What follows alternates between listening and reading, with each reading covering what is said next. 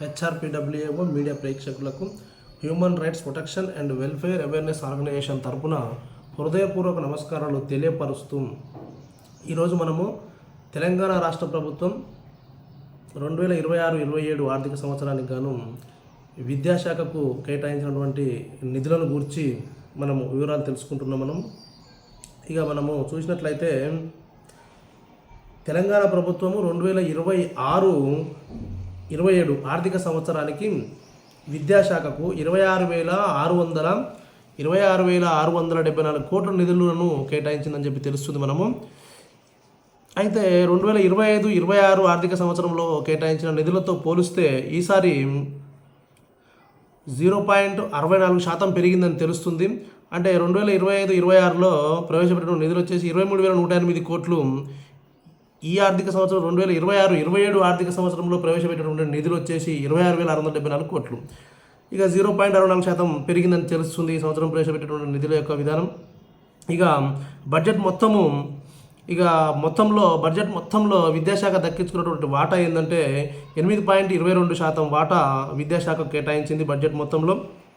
కొన్ని కీలక అంశాలు చూస్తే మనం దీంట్లో అభివృద్ధి పనులకు ఎక్కువ ప్రాధాన్యతనిస్తుంది. మరి అలాగే తెలంగాణ పబ్లిక్ స్కూళ్ళకు వచ్చేసి 500 కోట్లు కేటాయించినట్టు తెలుస్తుంది. ఇకపోతే సమగ్ర శిక్ష ప్రాజెక్టుకు వచ్చేసి 1,152 కోట్లు పెంచిందని చెప్తుంది గతంలో కంటే. ఇంటర్ విద్యార్థులకు మధ్యాహ్న భోజనం పథకం ఒకటి ఏర్పాటు చేయనుంది.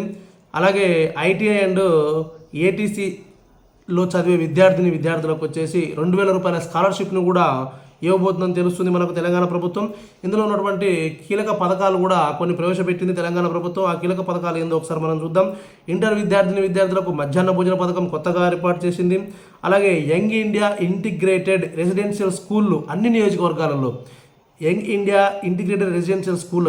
అన్ని నియోజకవర్గాలలో యంగ్ ఇండియా స్కూల్ యూనివర్సిటీ స్థాపన ప్రణాళికలో భాగం. ఇప్పుడు యంగ్ ఇండియా స్కిల్ యూనివర్సిటీ ప్రణాళిక స్థాపనలో భాగంగా యంగ్ ఇండియా ఇంటిగ్రేటెడ్ రెసిడెన్షియల్ స్కూళ్ళు అన్ని నియోజకవర్గాలలో ఏర్పాటు చేయనుందని చెప్పి తెలుస్తుంది. అలాగే physical education and sports university ప్రారంభం చేయబోతుంది. పాలిటెక్నికల్ కాలేజీల్లో 15 కొత్త కోర్సులు ప్రవేశపెట్టనుంది.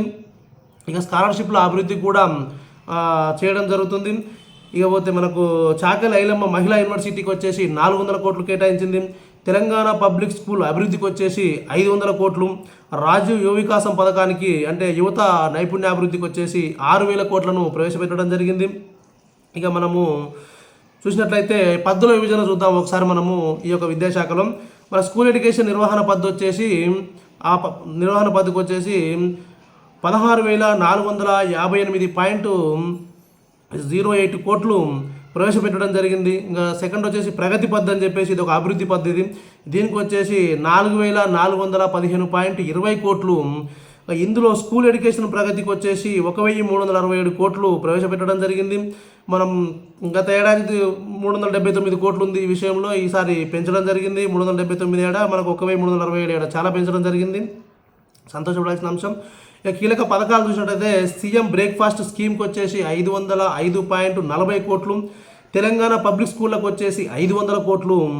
సమగ్ర శిక్ష ప్రాజెక్టుకు వచ్చేసి గతంలో పోలి పెరిగిన నిధులు వచ్చేసి 1,952.17 కోట్లు. ఈ విధంగా తెలంగాణ ప్రభుత్వం విద్యాశాఖకు నిధులను కేటాయించడం జరిగింది.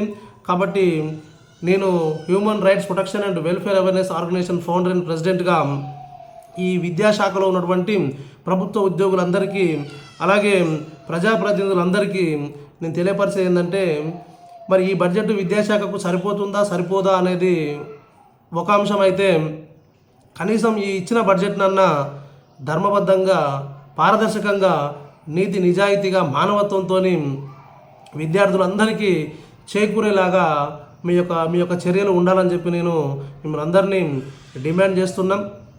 విద్యార్థులందరూ కూడా ఈ యొక్క బడ్జెట్ అంశాలను తెలుసుకొని మీ యొక్క బడ్జెట్ను మీకు ధర్మబద్ధంగా ఖర్చు చేస్తున్నారా లేదా అనే అంశం మీద కూడా మీరు విద్యార్థి సంఘాలన్నీ కూడా ఎప్పటికప్పుడు పర్యవేక్షణ చేస్తూ ఉండాలని చెప్పి నేను మనస్ఫూర్తిగా కోరుకుంటూ థ్యాంక్ యూ, ధన్యవాదాలు.